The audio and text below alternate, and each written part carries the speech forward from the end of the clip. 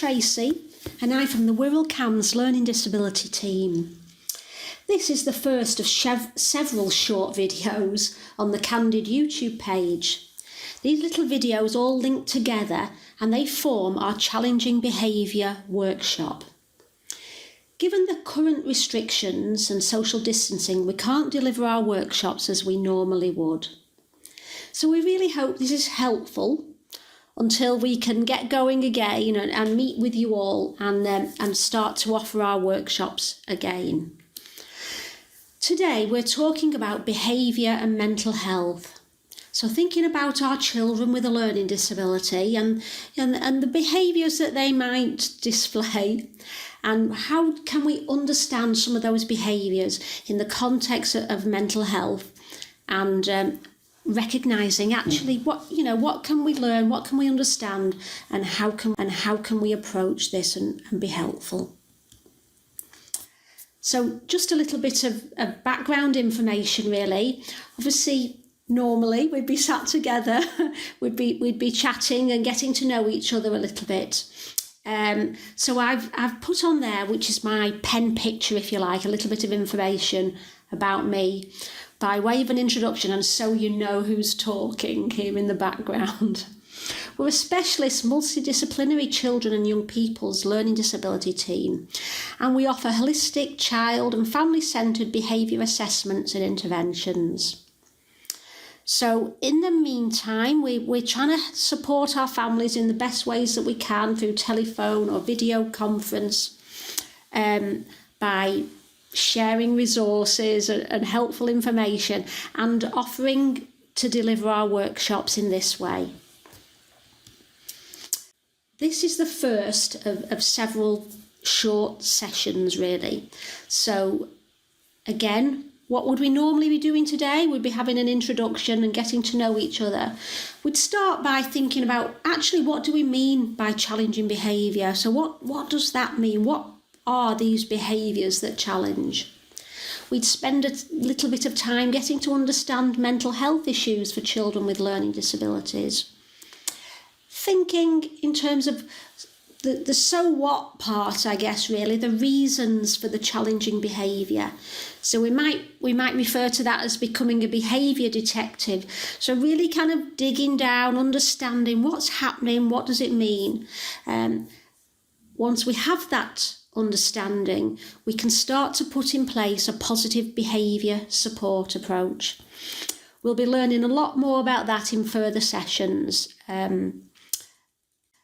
But what we will be doing is kind of working together and having a think about what you can do. So what does this understanding and learning help in terms of day-to-day? How do we manage some of those difficulties and those behaviours? So to start with really, what is a learning disability?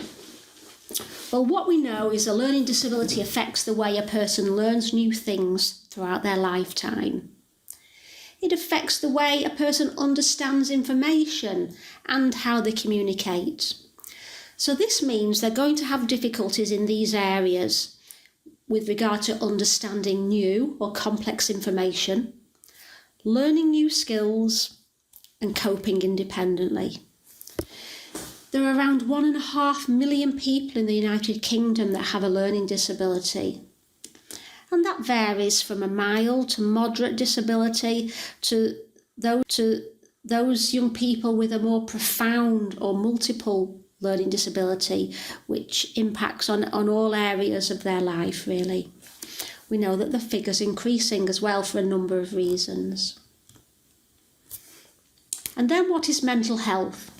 Well, mental health includes our emotional, our psychological, our social well-being. It affects how we think, how we feel and how we act. And it determines how we handle stress, how we relate to others and make choices. So when we're mentally well, when we're feeling good and we're mentally well, we're much more able to kind of problem solve, to deal with the stressful situations that come along and make some choices. Now, there are so many factors that contribute to poor mental health or mental health problems. That would include biological factors, That could be our genes or brain chemistry. Our life experiences, such as experiencing a loss or trauma or abuse. And there might be a family history of mental health problems, so that might be something that we know is in our family. Mental health problems are common in the general population, they really are. But people with learning disabilities do have a higher risk of developing mental health problems than their non-learning disabled peers. There are times when we all feel low or anxious, and that's normal, especially if something's happening in our life that has triggered that. I think particularly at the moment, many of us feel a greater degree of anxiety or stress about the situation and the changes and things that are happening currently. Feelings have lasted a few weeks or longer, and they're seriously interfering with our lives, that it may be we have a mental health problem that requires more support. So I think what that's trying to explain there is, there are always times when we feel low. It doesn't mean that we've developed a mental health problem. That is a normal reaction to circumstances. Or again, if we feel worried, that's a normal reaction to the circumstances of the time. But when it becomes much more significant and impacts day to day on our day-to-day life and functioning, then that means we need a little bit more support at that time. So there's a short video here which we felt really described very well, perhaps a little bit better than me, what is mental health and what is good mental health really. So I'd just like to show you that video.